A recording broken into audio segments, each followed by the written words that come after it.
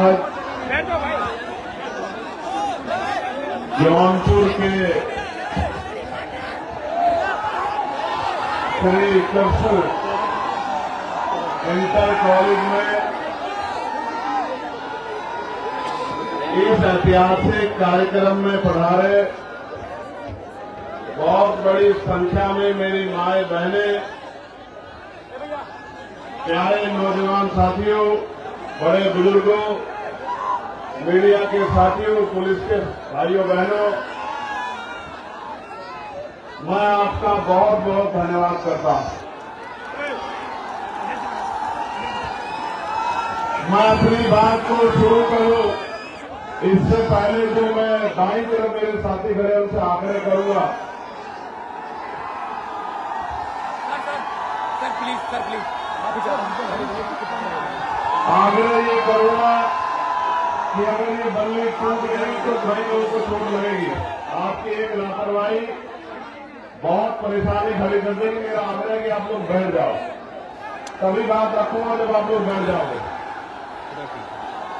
जब तक आप ये जो सामने यहाँ खड़े इनको भी कह रहा हूं बैठ जाओ, बहनों के सामने जो लोग खड़े, जब तक आप बैठोगे नहीं बात नहीं शुरू होगी।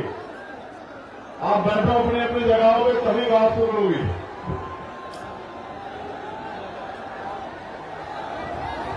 ये जो साथी है वो भी बैठो वहां जो सामने, मां बहनों से थोड़े देर पीछे पीछे होकर बैठो कि उनको परेशानी ना हो। प्यारे साथियों, आज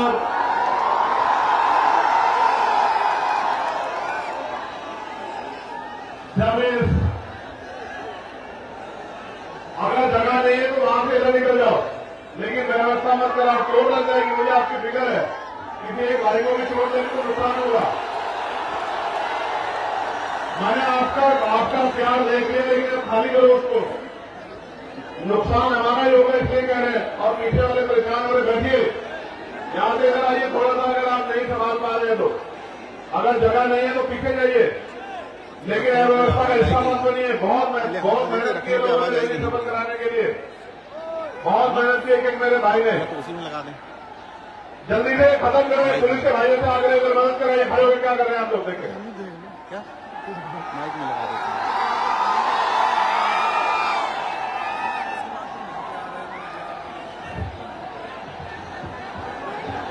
जल्दी से बैठिए, फिर बात करनी है, बहुत गर्मी है।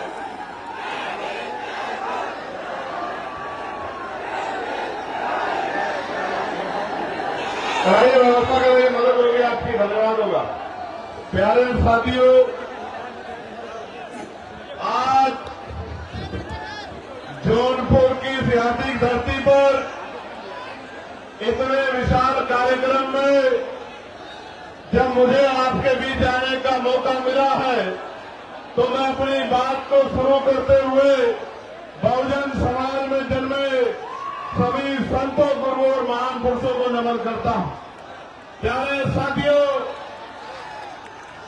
महामानव तथागत गुरु से लेके जगत गुरु सतगुरु रविदास जी महाराज, गुरु कबीर जी, गुरु नानक जी, संत गाडगे जी महाराज, गुरु वाल्मीकि जी, नारायण गुरु, राष्ट्रपिता ज्योतिबा फूले, छत्रपति साहू जी महाराज, डॉक्टर बाबा साहब अम्बेडकर, माननीय साहब श्री काशीराम, माननीय रामसुर वर्मा, चौधरी महाराज सिंह भारती, जननायक कपूरी ठाकुर, बाबू जगदेव प्रसाद कुशवाहा, तमाम हमारे महापुरुष, जिनमें शिवदयाल,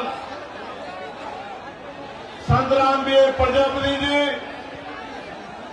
संतू जी लाल जी, महाराजा बिजली पासी जी, मां उदयदेव पासी जी, महाराजा सुहेलदेव जी और जौनपुर के गब्बर कहे जाने वाले अमर शहीद बाकेर चमार जी को भी मैं नमन करता हूं। इस महान करते हैं,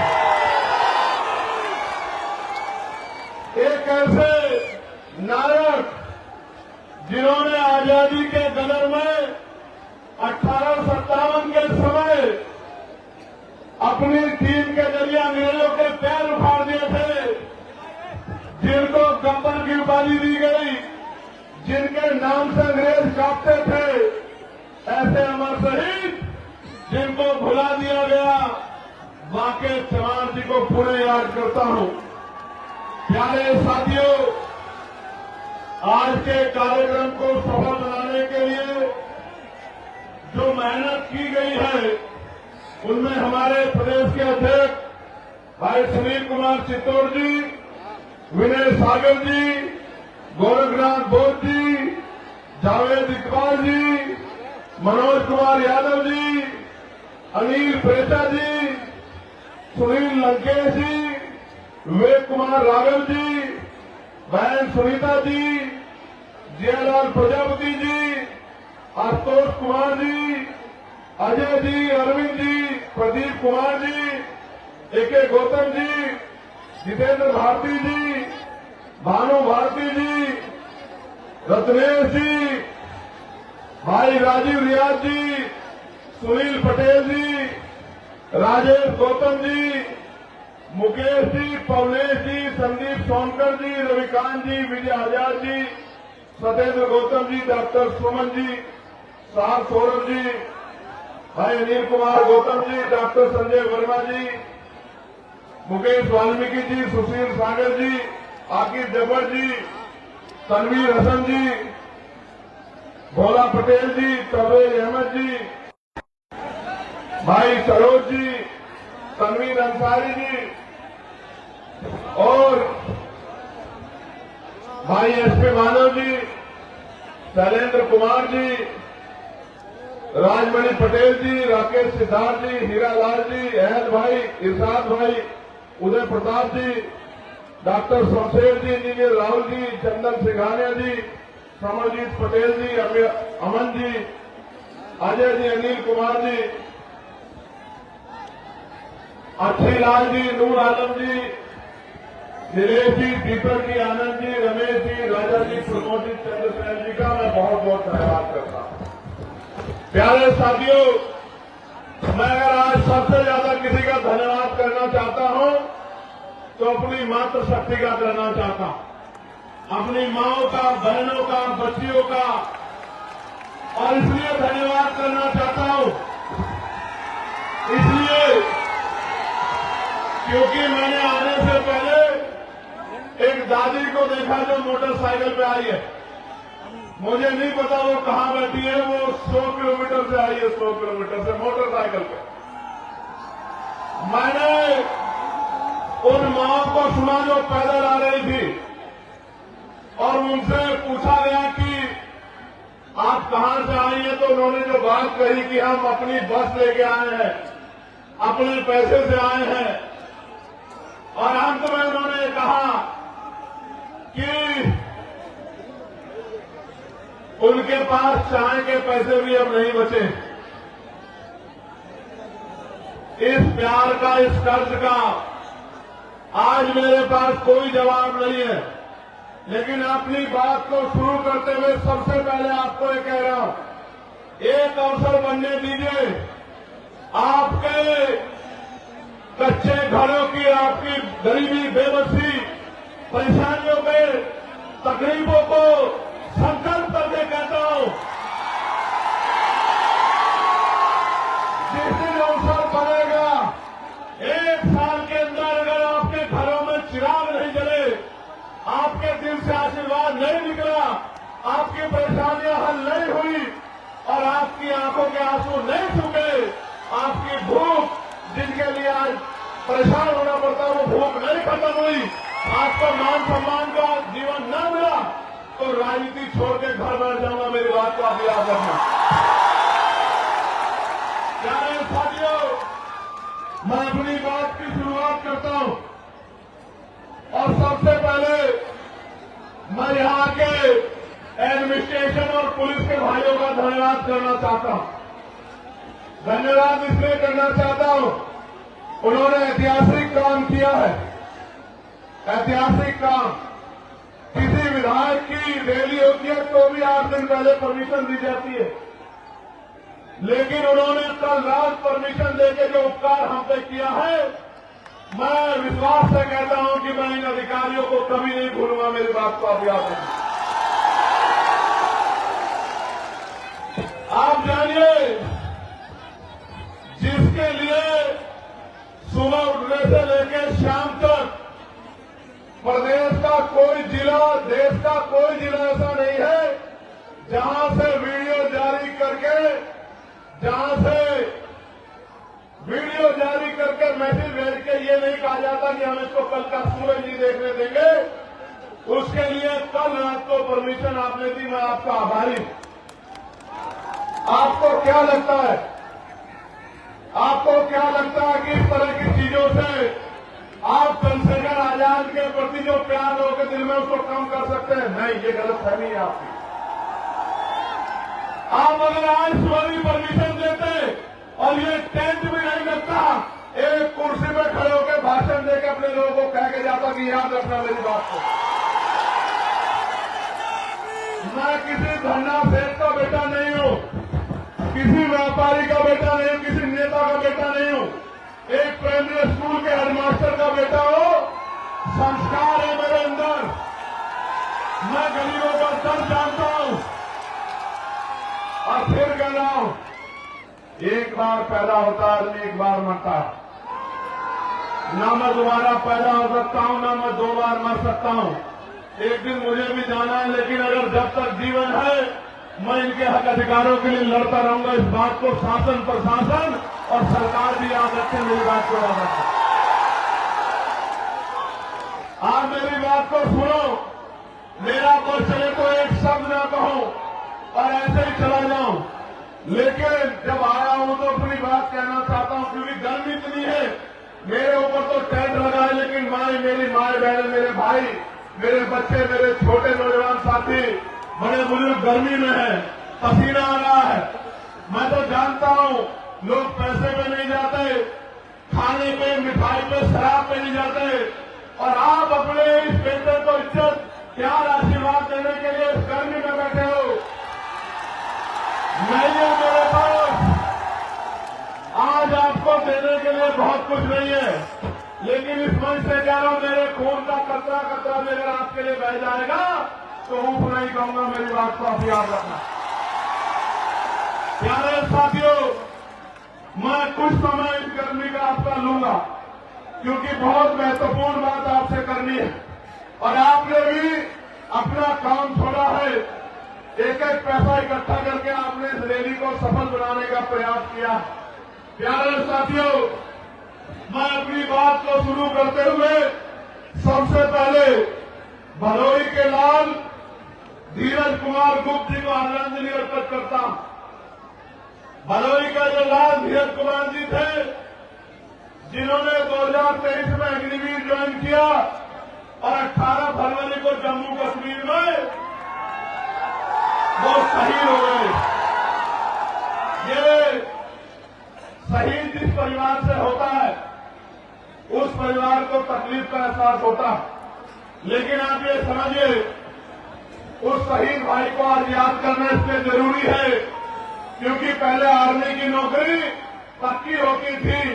केंद्र की सरकार ने अग्निवीर के जरिए 4 साल की नौकरी करके जिस तरह से सेना का मनोबल गिराने का काम किया और नौजवानों में जो राष्ट्रभक्ति की भावना थी उसको कमजोर किया, देश इस निगम सरकार को कभी माफ नहीं करेगा। मेरी बात को आप याद रखना। भाई धीरज जी के पिताजी श्याम सुंदर गुप्ता जी, गुप्त जी, जो उनसे पहले ही इस दुनिया से चले गए, उस परिवार में जो चिराग बुझे हैं, इसलिए उस परिवार को मैं आदरांजलि भेंट करता हूं। प्यारे साथियों, अगले 20, 25, 30, 40 मिनट मैं जब अपनी बात कहूंगा, मैं आशा उम्मीद करूंगा कि आप मेरी बात को सुनेंगे, क्योंकि अगर आप मेरी बात को सुनेंगे नहीं तो फिर आप घर क्या लेके जाएंगे और मेरी बात पे क्या पहरा देंगे, क्या करेंगे, आपको पता ही नहीं लगेगा। चंद उत्साही नौजवान, मैं उनसे आग्रह करूंगा कि वो शांति से खड़े रहें और शोर मचाने की बजाय मेरी बात पर गौर करें। मैं मानता हूं कि मैं बहुत दिनों में इधर आता हूं तो आपका प्यार बहुत ज्यादा है मुझसे, लेकिन खाली प्यार से काम नहीं चलेगा। खाली प्यार से काम नहीं चलेगा। अगर मान सम्मान चाहिए तो उठ के खड़े होना पड़ेगा, उठ के खड़े होना पड़ेगा। मेरी बात को याद रखना। आपके महापुरुषों के नाम लेने लिए उन महापुरुषों का संघर्ष याद करो, उनका बलिदान याद करो, उनका शौर्य याद करो। आप उनके अनुयायी हो, आप चंद्रगुप्त मौर्य जी के अनुयायी हो, सम्राट चंद्रगुप्त मौर्य के। आप सम्राट अशोक के अनुयायी हो, आप भीमा कोरेगांव के उन वीर योद्धाओं के अनुयायी हो, उनके वंशज हो। आप अपनी ताकत को भूल बैठे हो और जिस दिन आप उठकर खड़े हो गए और आपने फैसला ले लिया, मैं लिख के देता हूं कि सामंतवाद की जड़ें उस दिन जो है कमजोर हो जाएंगी, सामंतवाद का ठंडा उस दिन धरती में डर जाएगा। मेरी बात को याद। प्यारे साथियों, आज मैं यहां बहुत बातें कहने आया था, लेकिन आज मैं यहां चुनावी भाषण पे बात नहीं करूंगा। आज मैं यहां अपने दिल की बात कहूंगा, और वो ये है कि मैं उन नौजवानों की बात कहने के लिए आया हूं जो डिग्रियां लेकर सड़कों पे घूम रहे हैं, लेकिन रोजगार नाम की चीज उनके पास नहीं। आज मैं उन माओ की, उन बड़े बुजुर्गों की, मेरे अभिभावकों की बात करूंगा जिन्होंने अपना खून, अपना पसीना, अपना पेट काट के अपने बच्चों की पढ़ाई में लगा दिया, और वो बच्चे नौकरी के अभाव में बेघर घूम रहे हैं। वो माँ बाप ये देख रहे हैं कि कब उनके बच्चों को रोजगार मिले। आज मैं उन किसानों की बात करूंगा जो किसान इस जोन में कभी बाढ़ से प्रभावित होते हैं, कभी सूखे से प्रभावित होते हैं, कभी खनन माफियाओं के चोट से प्रभावित होते हैं, कभी सरकार के जुल्म से प्रभावित होते हैं, कभी खाद समय पर नहीं मिलता, कभी डीएपी समय पर नहीं मिलता, कभी यूरिया समय पर नहीं मिलता, कभी उनकी फसल बर्बाद हो जाती है, उनको मुआवजा भी नहीं मिलता। आज मैं उन किसानों की बात यहां करने आया। आज मैं अपनी उन बहन बेटियों की बात करने आया हूं जिनके लिए सरकार कहती है कि हम उनको साइकिल देंगे, हम उनको स्कूटी देंगे, लेकिन ये निकम्मी सरकार हमारी बहन बेटियों की इज्जत की रक्षा भी नहीं कर पा रही है। उनका दर्द कहने के लिए आज मैं यहां आया। प्यारे साथियों, हमारी वर्दी में कोई खोट नहीं है। ये जो पुलिस के मेरे भाई हैं, मैं इनको सल्यूट करता हूं, लेकिन आप नहीं जानते ये मजबूर हैं, क्योंकि पुलिस सरकार के अंदर में होती है। जो सरकार चाहती है वो पुलिस के भाइयों को मजबूरी में करना पड़ता है। अगर अनुशासन में काम करेंगे तो कार्रवाई होगी, न चाहते हुए भी कई बार मजबूरी में ऐसे कदम उठाते हैं। इसका एक उदाहरण मैंने आपको बता दिया कि रात लेट नाइट परमिशन दे रहे हैं, अगले दिन कार्यक्रम है, टेंट कैसे लगेगा, कार्यक्रम कैसे होगा। इससे एहसास होता है कि पुलिस कितनी मजबूर है। मैं आपको विश्वास दिलाता हूं और पुलिस के भाइयों से शुरुआत करूंगा। एक अवसर बनने दो आजाद समाज पार्टी काशीराम को 8 घंटे की ड्यूटी आपकी करके दिखाएंगे। मेरी बात को सप्ताह में 1 दिन छुट्टी दिला के रहेंगे, आपको याद रखना। प्यारे साथियों, वेतन विषय से दूर कराएंगे आपका जो बैकलॉग है भर के, आपको जो 24 घंटे ड्यूटी का प्रेशर बना हुआ ये खत्म करेंगे, और आपको बॉर्डर स्कीम खत्म करके अपने जिले के बराबर के जिले में जाने की आजादी देंगे। मेरी बात को आप याद रखना। आपसे शुरुआत करें। प्यारे साथियों, अभी शिक्षा मित्रों को मैं बधाई देता हूं, लेकिन बधाई अधूरी है, क्योंकि मैं तो शिक्षा मित्रों का वेतन 25,000 से पार चाहता था, लेकिन हमारे सब प्रयास के बाद सरकार ने लगभग 18,000 रुपए की घोषणा की है।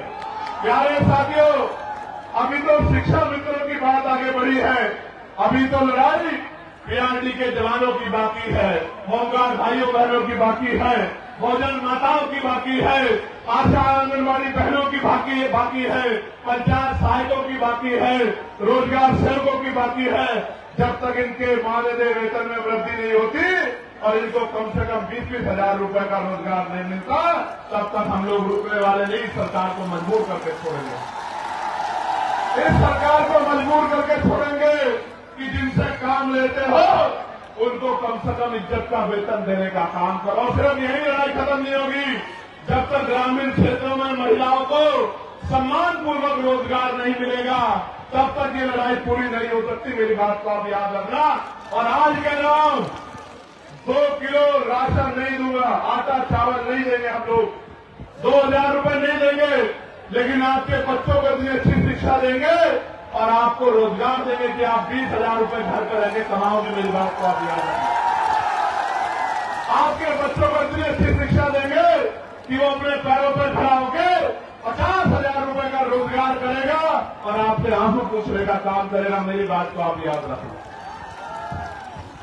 प्यारे साथियों, उत्तर प्रदेश के हालात बदल रहे हैं, उत्तर प्रदेश के हालात बदल रहे हैं और एक तरफ तो नीले झंडे वाले बाबा साहब अम्बेडकर के अनुयायी पूरे साहू के अनुयायी घूम रहे हैं, दूसरी तरफ कुछ बहरूपिये भी घूम रहे हैं। और बहरूपियों को कैसे पहचानना है, बहरूपियों को कैसे पहचानना है, तो उनकी बातों में गौर करना पड़ेगा। एक नेताजी तो विधानसभा में खड़े होकर कहते हैं, हालांकि मैं इस भाषा को नहीं यूज करना चाहता था, लेकिन मुखौटे तो उतारने पड़ेंगे, बिना मुखौटे उतरे का काम नहीं चलेगा। मैं जो मंचासीन हमारे नेता उनको भी बताना चाहता हूं कि आज देश में सिर्फ समान जाति को आरक्षण नहीं मिलता, पूरे शेड्यूल कास्ट को आरक्षण मिलता है, पूरे बैकवर्ड कास्ट को आरक्षण मिलता है। और तो और कई सारे मैं देश भर में घूमता हूं, क्षेत्रीय आधार पर तो सामान्य जाति के लोगों को भी हिमाचल में, जम्मू कश्मीर में, उत्तराखंड में आरक्षण का लाभ मिलता है।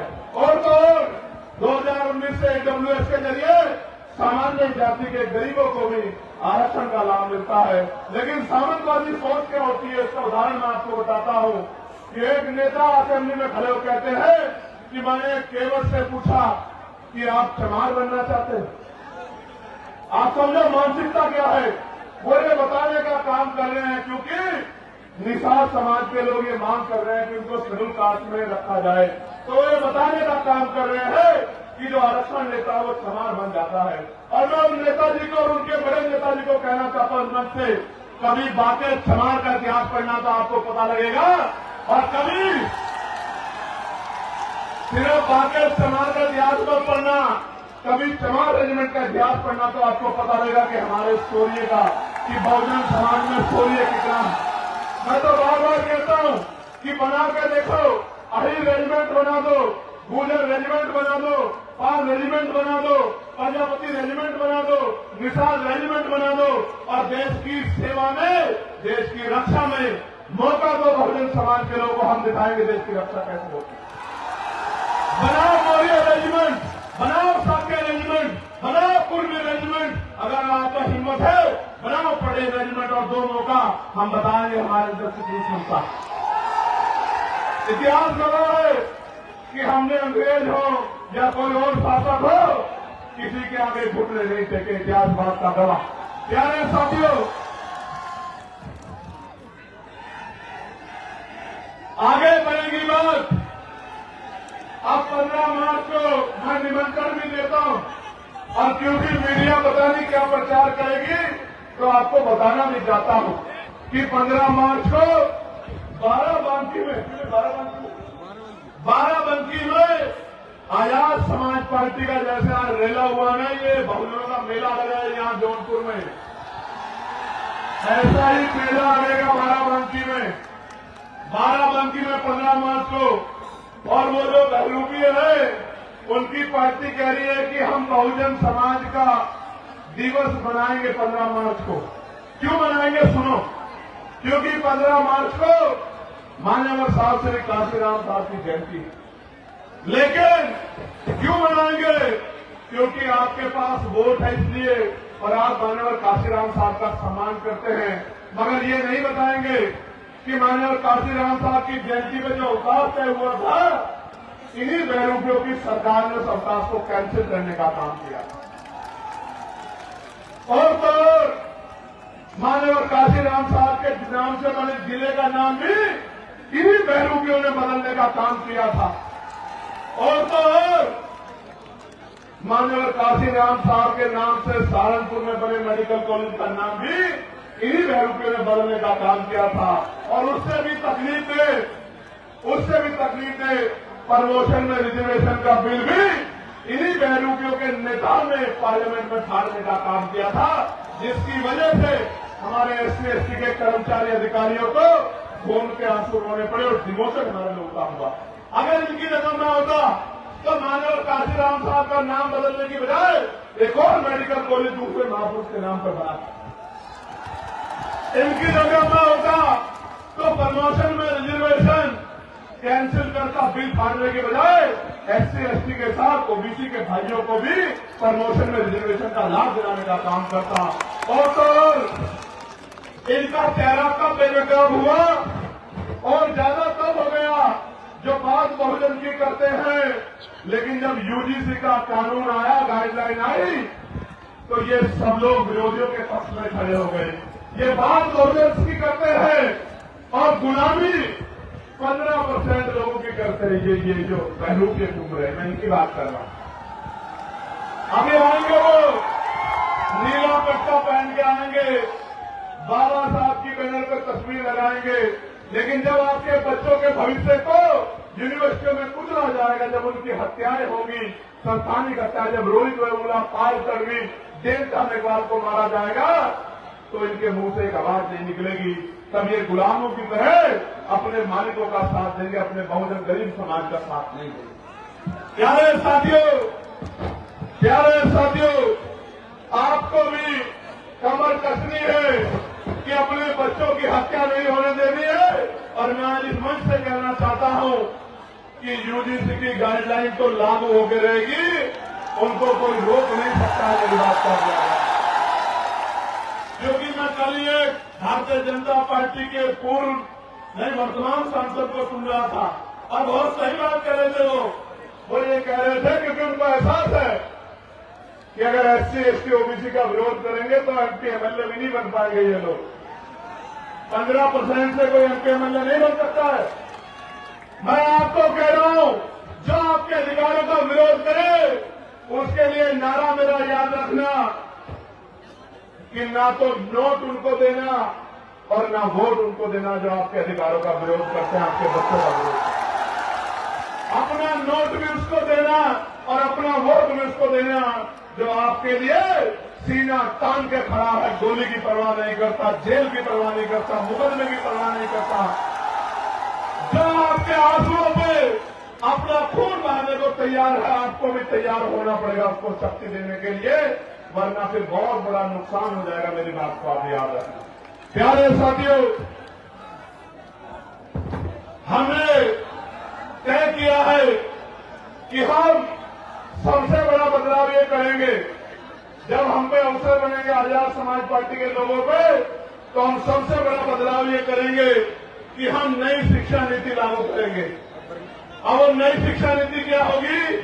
वो नई शिक्षा नीति ये होगी कि चाहे चीफ सेक्रेटरी हो या मुख्यमंत्री हो, चाहे मंत्री हो या संतरी हो, चाहे सांसद हो या विधायक हो, चाहे चेयरमैन हो या जिला पंचायत का अध्यक्ष हो, गांव के सरपंच और पंचायत के मेंबर से लेके और मुख्यमंत्री तक के बच्चों को और डीजीपी चीफ सेक्रेटरी से लेके पंचायत के सेक्रेटरी के, डीएम एसएसपी के, सीओ दरोगा जी के, एडीएम एसडीएम के, कानून तहसीलदार के, सबके बच्चों को, आईजी डीआईजी कमिश्नर एडिशनल के बच्चों को सरकारी स्कूल में पढ़ाने का काम करेंगे। मेरी बात को अच्छा, आप सोचोगे इससे बदलाव क्या हो जाएगा? मैं आपको बताता हूं इससे बदलाव क्या होगा। इससे बदलाव ये होगा कि जब उनके बच्चों के हितों की बात आएगी तो सरकारी स्कूल की व्यवस्था ऐसी होगी कि वहां 5 स्टार होटल भी आपको कमजोर महसूस होगा, उसके सामने खोखला साबित होगा।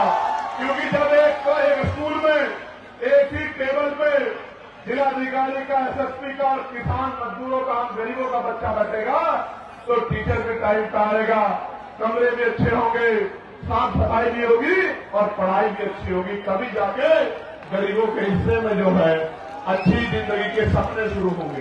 प्यारे साथियों, हम हेल्थ पॉलिसी में बदलाव करेंगे। हम तय करेंगे कि जितने भी लोग कानून बना रहे हैं या जो कानून को लागू करा रहे हैं, उन सबका उनके बच्चों का इलाज सरकारी अस्पताल में हो बीमार होने के बाद। जितनी होगा आप देखना, मशीनें भी अच्छी होंगी, एक्सरा भी वही होगा, सारे टेस्ट भी वही होंगे और दवाइयां भी वही मिलेंगी, बिल्डिंग भी अच्छी होगी, सुविधाएं भी होंगी। तो गरीब की जेब पर जो डाका पड़ रहा है इलाज के कारण, ये डाका नहीं पड़ेगा। मेरी बात को आप याद रखना। प्यारे साथियों, हम कानून व्यवस्था को इतना मजबूत करेंगे कि किसी की हिम्मत नहीं होगी किसी गरीब की बेटी की तरफ, उसके बेटे की तरफ, उसकी जमीन की तरफ, उसकी पत्नी बहनों की तरफ हाथ उठाने की। मेरी बात को आप याद रखना। और जो गुंडागर्दी करेगा उसको ऐसा सबक सिखाएगी पुलिस कि दोबारा पीढ़ी में भी कोई गुंडागर्दी करने वाला माफिया नहीं पैदा होगा। मेरी बात को आप याद रखना। प्यारे साथियों, ये जो केंद्र और राज्य की डबल इंजन की गुंडागर्दी की सरकार चल रही है, इस गुंडागर्दी की सरकार को सबक सिखाने का समय आ गया। मेरे भाइयों, मैं आपसे आग्रह करना चाहता हूं कि इस गुंडागर्दी का जवाब हमें वोट की ताकत से देना। अभी वीरभानपुर में क्या हुआ? वीरभानपुर में क्या हुआ? सत्ता को खुश करने के लिए पुलिस के लोगों ने मेरी मां बहनों के ऊपर लाठियां चलाने का काम किया। पूरे गांव में कितनी मारपीट की आपको पता है। मैं इनको समझाता हूं कि भाई ऐसा काम मत करो। शराब के नशे में जाके आप गांव में अराजकता करोगे और जनता आपसे विरोध नहीं करेगी तो ऐसा नहीं हो सकता। इसलिए मैं इस घटना का संज्ञान लूंगा और जो अन्याय वहां हुआ है लोकसभा में 9 तारीख से जब लोकसभा चलेगी, उस अन्याय को देश के प्रधानमंत्री के सामने दिखाने का काम करूंगा। उनको बताऊंगा कि उनकी सरकार किस तरह की गुंडागर्दी उत्तर प्रदेश में कर रही गरीबों के साथ। ये जो धर्म की बात करती है, महापुरुषों के सम्मान की, भारतीय जनता पार्टी की डबल इंजन की गुंडागर्दी वाली सरकार मां अहिल्याबाई होलकर का कितना अपमान किया। उनकी मूर्तियां तोड़ तोड़ के जो है वो फैला दी और जो नौजवान संघर्ष करने गया उनको लाठियों से पीट के जेल में बंद कर दिया। इतनी गुंडागर्दी कर रही है सरकार। प्यारे साथियों, काशी द्वार बनाया जा रहा है बनारस में। एयरपोर्ट के पास 16 ग्राम सभा की जमीन को बिना मुआवजे के छीनने का काम कर रहे हैं। सरकार का काम लोगों को घर देना होता है, जमीन देनी होती है, जमीन छीननी नहीं होती। लेकिन उत्तर प्रदेश की गुंडागर्दी करने वाली सरकार जबरन लोगों की जमीनें छीनने का काम कर रही है। प्रयागराज के फूलपुर के चट्टिनोदा मुकुंदपुर गांव में जबरन जमीन अधिग्रहण की जा रही है और किसान आंदोलन कर रहा है। और किसान तो ये भी कह रहा है जान दे देंगे लेकिन जमीन नहीं देंगे। आप ये देखो किस तरह से किसानों को, मजदूरों को नोचने का काम ये सरकार कर रही है। प्यारे साथियों, फतेहपुर जिले में मनरेगा कर्मियों को 6 माह से मानदेय नहीं मिल रहा है क्योंकि नया जी राम जी कानून लाके इन्होंने 40% पहला सरकार को, राज्य सरकार को देने कहा है और राज्य सरकार पूर्ण कर्जे में है। उत्तर प्रदेश के हर व्यक्ति पे लगभग 30-35 हजार रुपए का कर्ज है इनकी गलत नीतियों की वजह से। आज तो हालात ऐसे हैं, दुकान मंडी, दाल मंडी में जो दुकानें तोड़ी जा रही है, लगभग 100 दुकानें ऐसे जिनका मुआवजा सरकार ने अभी तक नहीं दिया। मिर्जापुर में बाढ़ और सूखे की मार से जनता परेशान है लेकिन सरकार की आंखें नहीं खुल रही है। और गाजीपुर में गंगा कटान और बाढ़ की समस्या से किसान और आम आदमी परेशान है। उनको फसलों का दाम भी नहीं मिल रहा है और सरकार सोई बैठी है। जनपद चंदौली में जो लाइफ लाइन कही जाती है, लेबरनासा मुख्य न्यायालय की इतनी हालत खराब है कि किसान सिंचाई के लिए भी परेशान है। प्यारे साथियों, हमने तय किया है कि अब इस गुंडागर्दी की सरकार को उत्तर प्रदेश से खराब करना है और खदेड़ करना ही नहीं है, इनकी हालत ऐसी करनी है कि दोबारा जनता के साथ अन्याय करने के बारे में ये सोच भी ना पाए। प्यारे साथियों, और उसके लिए कसनी पड़ेगी, आपको मुझे हिम्मत दिखानी पड़ेगी, आपको मुझे ताकत बनानी पड़ेगी। और जिस तरह 69,000 शिक्षक भर्ती के बच्चों को इन्होंने, जिसमें पिछड़े वर्ग के बच्चे पाल, प्रजापति, कश्यप, सैनी, मौर्य, साकेत, शुक्ला, बिंद, राजभर, केवट, मल्ला, यादव, भूषण, जाट, तमाम पिछड़ी जातियों के बच्चे, सैन विश्वकर्मा के बच्चे, मेरे आज भी याद है, लाठियां मार मार के उन बहनों के हाथ तोड़ दिए लखनऊ में, जब वो मुख्यमंत्री के दरवाजे गई, लेकिन उनको नौकरी सरकार ने आज तक नहीं दी। मैं पूछना चाहता हूं, जो सरकार गरीबों के बच्चों की नौकरी छीनने का काम करती है, वो क्या गरीबों की जैसी हो सकती है क्या? मैं आपको याद दिलाना चाहता हूं, कप्तान में क्या हुआ मेरठ में, आपने देखा था नहीं देखा तो बताओ। जब मैं उस मां को न्याय दिलाने के लिए और अपनी बहन बेटी जिसको उठा ले गए थे गुंडे, उसको बरामद कराने के लिए दौड़ रहा सड़कों में, आपने देखा था नहीं देखा था? क्यों दौड़ना पड़ रहा था मुझे?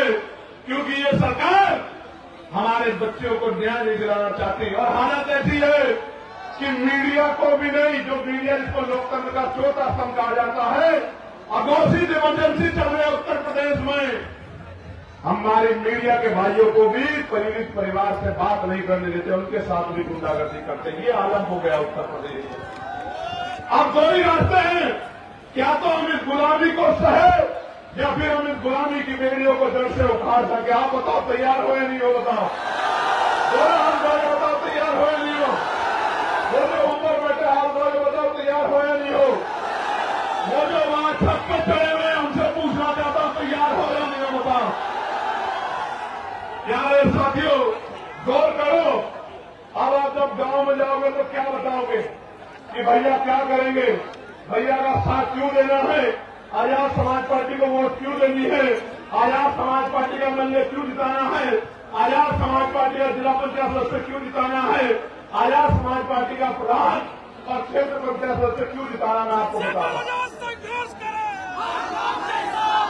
मैं बताता हूं क्यों जिताना है।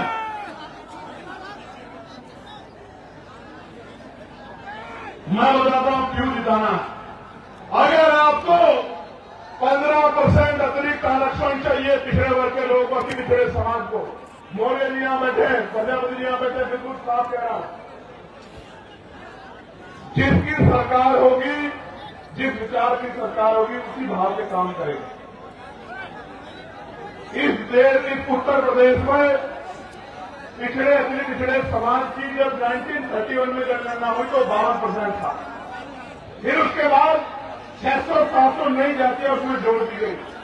आज वो 70% के करीब, 65% के करीब मिल क्या रहा है, 27% आरक्षण। वो भी मध्य प्रदेश में जहां 90% SC/ST OBC है, वहां मिल रहा है 14%, 13% आरक्षण भी दे रहे हैं। यूजीसी का मामला सुप्रीम कोर्ट में जाता, मैं सम्मान करता हूं सुप्रीम कोर्ट का, लेकिन अगले रजिस्टर हो जाता है। लेकिन आपका मामला कई सालों के बाद में पूछने वाला नहीं है। आज मैं ऐलान करके कह रहा हूं, आप जाके घर घर बताना। और क्योंकि हम लोग महापुरुषों को मानने वाले लोग हैं, हमारा संकल्प ही हमारी शक्ति है।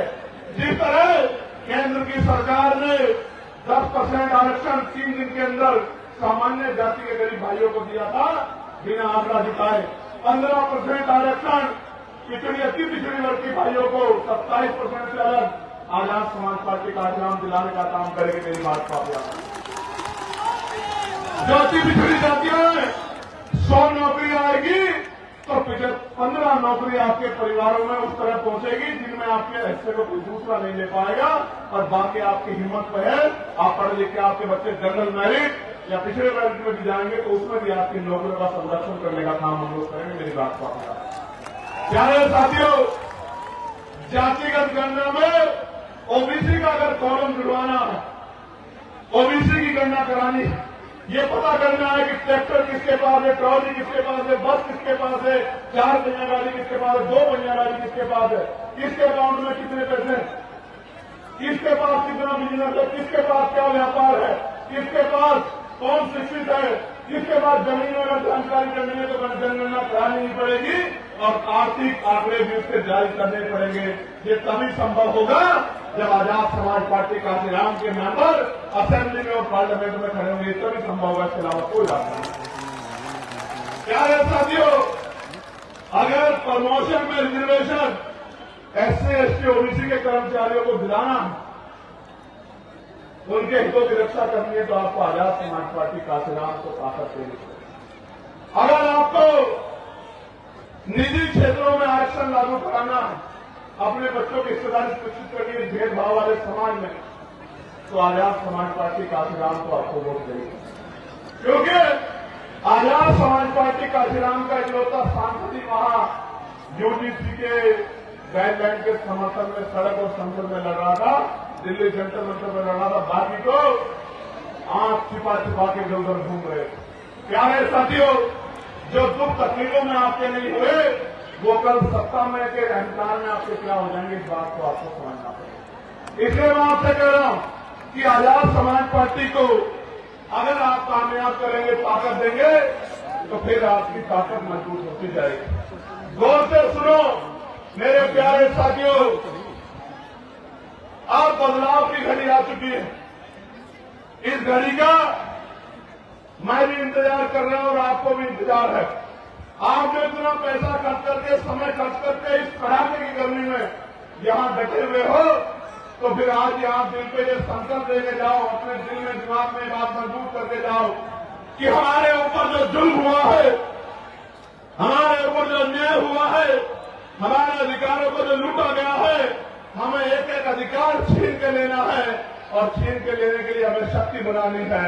और लोकतंत्र में शक्ति वो वोट में होती है। अपने वोट को मजबूत करना है, अपने बूथ को मजबूत करना है, अपने शस्त्र को मजबूत करना है। प्यारे साथियों, आज जनता की अदालत लगी है। जनता की अदालत और जनता की अदालत में फैसला होना है और इसका मौका 2027 में आएगा। बेसब्री से इंतजार है मुझे कि आप अपनी गुलामी की बेड़ियां काटने के लिए किस तरह का प्रयास करोगे, ये बताने के लिए मैं आज आपके पास आया। प्यारे साथियों, मेरी बात पर गौर करो। कब तक बेबसी, लाचारी, गरीबी, बीमारी, परेशानियों की जिंदगी जियोगे? एक समय था कि देश आजाद नहीं था, तमाम तरह के व्यवधान थे, तमाम तरह के जो है आपके ऊपर बंदी से लगाई गई थी। लेकिन बाबा साहब अम्बेडकर ने, मैं इस कहानी को इसलिए कह रहा हूं कि आपको, मेरी नौजवान पीढ़ी को पता लगे कि बाबा साहब अम्बेडकर ने अपने 4 बच्चे कुर्बान किए और कैसा समय बिताया।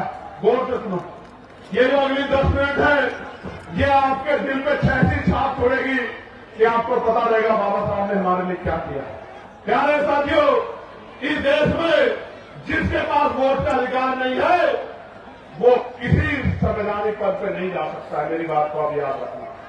सिर्फ संवैधानिक पद पे नहीं जा सकता है, उसकी सुनवाई भी कहीं नहीं होगी। इस देश में 1917 से पहले 30% लोग वोट का अधिकार रखते थे। कितने परसेंट लोग? जोर से बताओ, जोर से बताओ। 3% लोग। फिर मॉन्टेगो चेमफोर्ड सुधार समिति बनी, उसने कुछ नए प्रावधान जोड़े, अमेंडमेंट किया कि वोट का अधिकार बढ़ना चाहिए, तो फिर नए लोगों को वोट का अधिकार मिला। किनको? जो पढ़े लिखे हैं बहुत, किनको? जो बहुत पैसे वाले हैं, किनको? जो जमींदार हैं, किनको? जो लगान देते हैं, किनको? जो व्यापारी है। और आप गरीब समाज उसमें नहीं था। फिर 15% लोगों को वोट का अधिकार हो गया।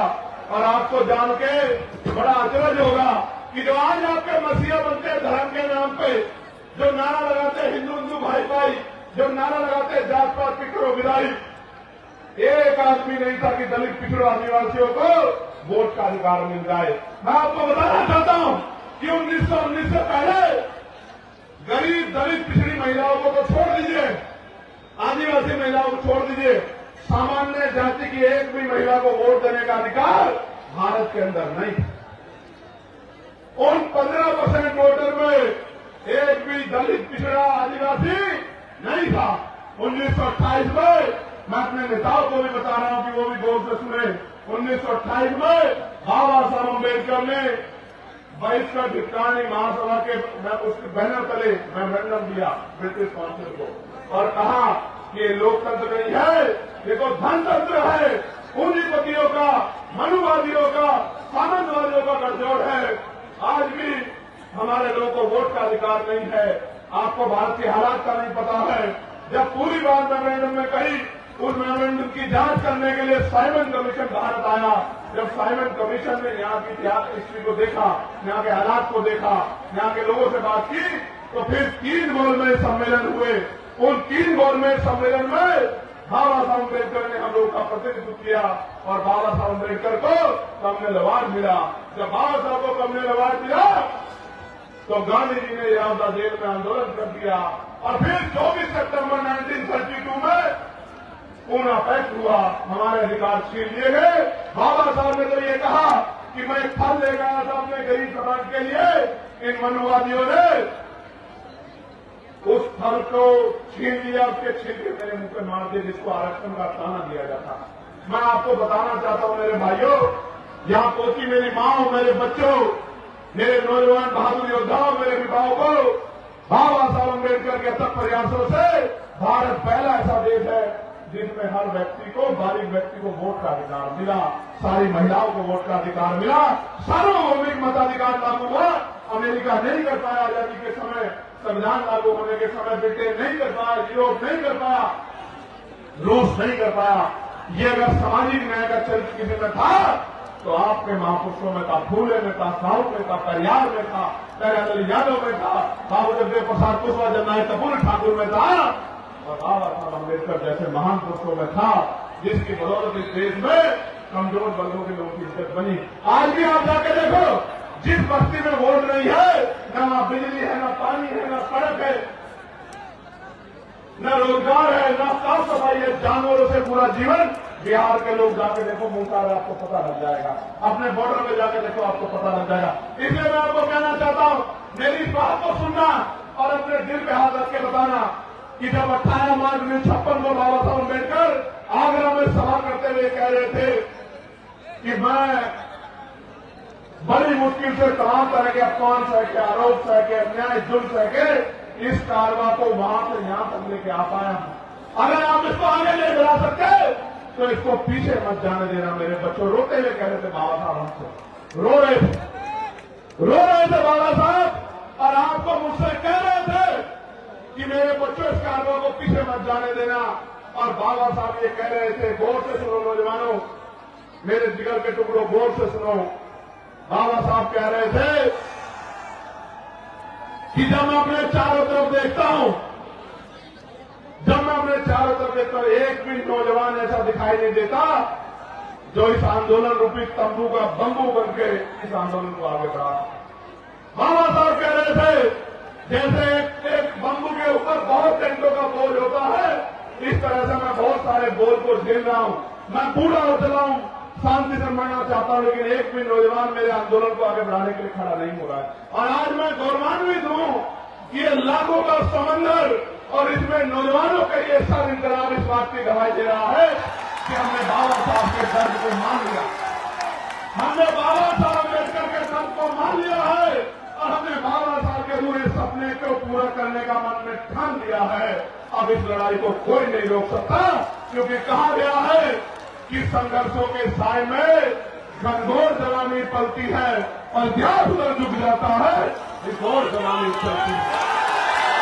प्यारे साथियों, गौर से सुनो, गुलामी किसे कहते हैं? गुलामी ये है कि जब आप हार मान जाओ, गिरना गुलामी नहीं होता, फेल होना गुलामी नहीं होता, लेकिन जब आपके अंदर ये बात बैठ जाए कि आप जीत नहीं सकते, इसको गुलामी कहते हैं। 4 दिन पहले बदायूं में एक नौजवान 3 मुस्लिम बुजुर्गों, 2 मुस्लिम बुजुर्गों एक नौजवान को पीट रहा। वो 3 लोग चाहते हैं तो उसका बंदर बना देते पीट पीट के, लेकिन गुलामी इस बात को कहते हैं कि वो 3 लोग हिम्मत नहीं जुटा पाए और बिना किसी अपराध के पिटते रहे, बेइज्जत होते रहे, इसको गुलामी कहते हैं। आज के हालात उत्तर प्रदेश में किसी को कहीं से पकड़ो, कहीं गोली मारो, कहीं दिखाओ और कोई मुकदमा लगाओ, क्योंकि वो मुसलमान है तो कोई पूछने वाला नहीं, वो यादव है तो कोई पूछने वाला नहीं है, वो कुर्मी है तो पाक प्रजापति का सब है तो कोई पूछने वाला नहीं है, वो निसार है तो कोई पूछने वाला नहीं है, फांसी है तो कोई पूछने वाला नहीं, गोली मारो जेल हो। मदरसे में कब्जा, मस्जिद में कब्जा, खानका में कब्जा, कोई पूछने वाला नहीं है। पुलिस की मौजूदगी में फतेहपुर के मकबरे में जाकर तोड़ कर देने की कहने वाला, क्यों? क्योंकि सबको डर लगता है कि कहीं ये भीड़ आपकी जान ना ले ले। और एक बहुत बड़े महापुरुष ने कहा था कि कुछ लोग कभी इस वजह से नहीं लड़े कहीं वो मर ना जाए, जबकि सच ये है कि एक दिन सबको मरना है। जिस दिन मौत आएगी कोई बचा नहीं पाएगा, कोई रोक नहीं पाएगा। इसलिए मैं आपको कहना चाहता हूं और मैं आपसे पूछना चाहता हूं, क्या आप यहां से जाके काम करोगे नहीं करोगे? बताओ मुझे, क्या करना है आपको पता है नहीं पता है? मैं आपको बताता हूं क्या करना। आज जब मैं अपनी बात को कह के यहां से जाऊंगा तो मेरे बाद पैसे वाले लोग आवाज आ रही है, अरे आवाज हाथ खड़ा करना, अब नीचे करो। जब मैं अपनी बात कह के आज यहां से जाऊंगा मेरे बाद पैसे वाले सक्रिय हो जाएंगे, आपके घरों पे आएंगे, चुनाव का समय आएगा, कहेंगे पैसा ले लो, साठ ले लो, मिठाई ले लो, शराब ले लो। चंद्रशेखर आजाद के चक्कर में मत पड़ो, चंद्रशेखर आजाद बहुत दूर रहता है, आपको यही रहना है। मैं आपको वचन देकर कहता हूं, अगर आप मेरा काम उठेगी तो आप उठाने वाला चैन से सो नहीं पाएगा। मेरी बात को आगे आता, चंद्रशेखर आजाद आपसे दूर नहीं रहता। उनको बता दो कि चंद्रशेखर आजाद आपके दिलों में रहता है और उसको पैसे से निकाल नहीं सकते हो, उसको पैसे निकाल नहीं सकते हो। एक दिन के लिए नहीं दिया वोट। बाबा अम्बेडकर ने कहा है और मानव काशीराम साहब ने कि वोट का अधिकार गुलामी से मुक्ति के लिए दिया है, बिकने के लिए नहीं दिया है। और वोट की रक्षा ऐसे करनी है जैसे बहन बेटियों की रक्षा करते हैं। मैं आपको कहना चाहता हूं मेरे लोगों, बिल्कुल मत घबराना, आने वाला समय आपका है। मेरी बात को आप याद रखें। करना क्या है? करना यह है कि यहां से जाके मुझसे वादा करो कि मैं अपने बूथ को तैयार करूंगा, हर बहुजन समाज के व्यक्ति के घर जाऊंगा, हर घर में जाके अपनी नीतियां बताऊंगा, अपनी पार्टी का एजेंडा बताऊंगा, भाईचारा बनाऊंगा और एक एक वोट आजाद समाज पार्टी के समर्थन में तैयार करने का काम करूंगा। बताओ करोगे नहीं करोगे? करोगे नहीं करोगे? बताओ। मैं अपनी मां को कहना चाहता हूं, अपनी इस राज में फोन करना, बेटी की ससुराल में, बेटे की ससुराल में, बहन को जो मुझसे लगती है मेरी, बुआ को जो आपकी नजर लगती है उसको फोन करना और कहना कि इधर उधर नहीं देखना, इस बार वोट आजाद समाज पार्टी काशीराम को अपने भाई चंद्रशेखर आजाद को जाएगा नहीं जाएगा? बताओ। और आप लोग क्या करोगे? आप लोग ये करना कि अपनी बस्ती को तैयार करना, अपने कस्बे को तैयार करना, अपने गांव को तैयार करना। और अगर सच्ची श्रद्धांजलि देना चाहते हो बाबा साहब को, उनके आंसू को सुधारना चाहते हो, अपने गांव का सपना पूरा करना चाहते हो, तो इस गरीबी बेबसी के जीवन को खत्म करने के लिए आपको खुद को मजबूत करना पड़ेगा। आजाद समाज पार्टी जब कोई पैसा लेके आएगा तो भूल को नहीं आओगे मुझे, जोर से बताओ, दोनों हाथ उठा के बताओ, भूल को नहीं आओगे। ऐसा तो नहीं होगा किसी और की नाराजगी मुझसे निकालोगे? पक्का? कोई ऐसा तो नहीं कि आपको गुमराह कर दे? ताकत बनाओगे बनाओगे, मेहनत करोगे करोगे।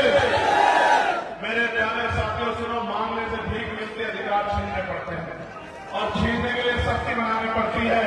और जब तक वोट का अधिकार हमारे पास है तब तक ही मौका है कि हम संविधान को मानने वाले लोग हैं, हम किसी दूसरे रास्ते को इख्तियार नहीं कर सकते। इसलिए मैं आपसे कहना चाहता हूं, करोगे ना मेहनत? कौन आता है बताओ, करोगे नहीं करोगे मेहनत? वो जो पीछे लोग बैठने के बाद हाथ धोके बताओ, करोगे नहीं करोगे मेहनत? आवाज नहीं जाने लग जाएगी, बताओ वो जो पीछे मेहनत करोगे नहीं करोगे? ये बताओ, इस गरीबी के जीवन में खुश हो गया? इसको बदलना चाहते हो ना? तो पहले खुद को बदलना पड़ेगा। तैयार हो नहीं हो? अपने महापुरुषों के संघर्ष को कामयाब करोगे नहीं करोगे? ताकत बनाओगे नहीं बनाओगे? जुल्म जाति की बेड़ियां काटोगे नहीं काटोगे? अब मैं चुप हूं, आप बताओ क्या करोगे? मदद करोगे नहीं करोगे? बताओ। आवाज नहीं आ रही, अभी नहीं आ रही। देखो, जब आजाद समाज पार्टी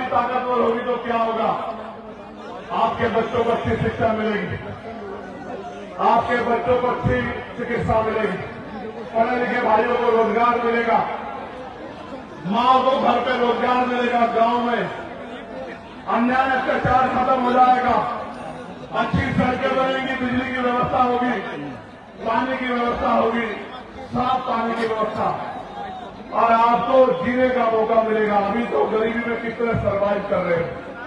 और ये जो भ्रष्टाचार की सरकार है, भ्रष्टाचार की सरकार, इसका एक किस्सा मैं आपको बता देता हूं। मेरे याद आ गया इसका एक किस्सा, भ्रष्टाचार की सरकार का एक किस्सा, वो आपको बता के फिर अपनी बात को खत्म करूंगा।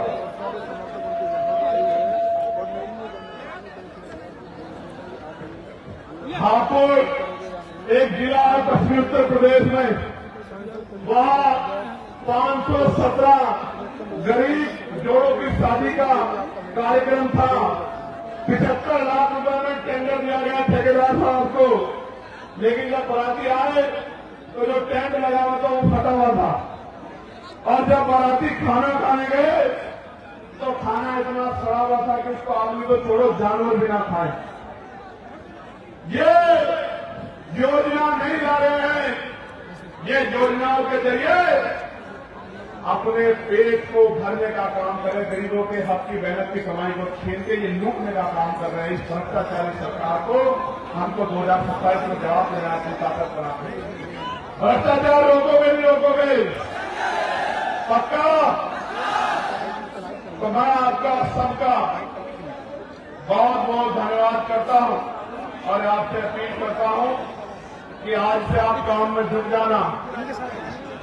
अगर आशा बहनें, आंगनबाड़ी बहनें, भोजन माता, पंचायत सहायक, रोजगार सेवक, पीआरटी के जवान, होमगार्ड भाइयों के लिए अगर उनके वेतन में वृद्धि करानी है, अपने पढ़े लिखे बच्चों के लिए रोजगार चाहिए, अपने क्षेत्रों में विकास कराना है, और ये जो पेपरों में पेपर लीक होते हैं, भर्तियों में घोटाले होते हैं, बंद कराने हैं, निष्पक्ष भर्तियां करानी है, तो फिर कमर कर देना, आपसे जाकर मेहनत करने का काम करना। करोगे नहीं करोगे?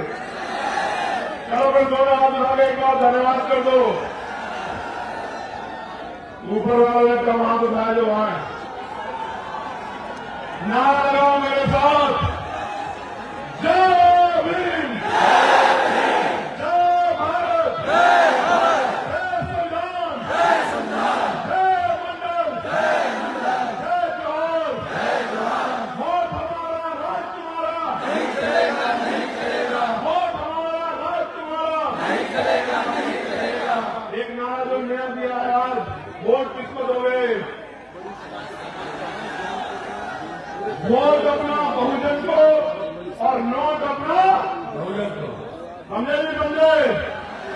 न मनवादियों को वोट देंगे, न नोट देंगे। वादा करो मुझसे, पक्का? वादा हो गया? चलो बहुत बहुत धन्यवाद आप सबके लिए, मंगल कामनाएं। एक दो नारे और रह गए, जरा जोर से लगा दो। हमारी सेना जिंदाबाद, जिंदाबाद, जिंदाबाद। हमारे अर्धसैनिक बल जिंदाबाद, जिंदाबाद, जिंदाबाद। हमारी पुलिस जिंदाबाद, जिंदाबाद, जिंदाबाद। परमिशन में आज समय पर दे दिया करो, क्यों ऐसा करते हैं? सुनो, जब आजाद समाज पार्टी राजकाज में होगी, कोई विपक्ष आदमी रैली करेगा तो हम उसको 1 महीना पहले परमिशन दिला देंगे। हम इनके तो डरपोक नहीं है जो लोकतंत्र में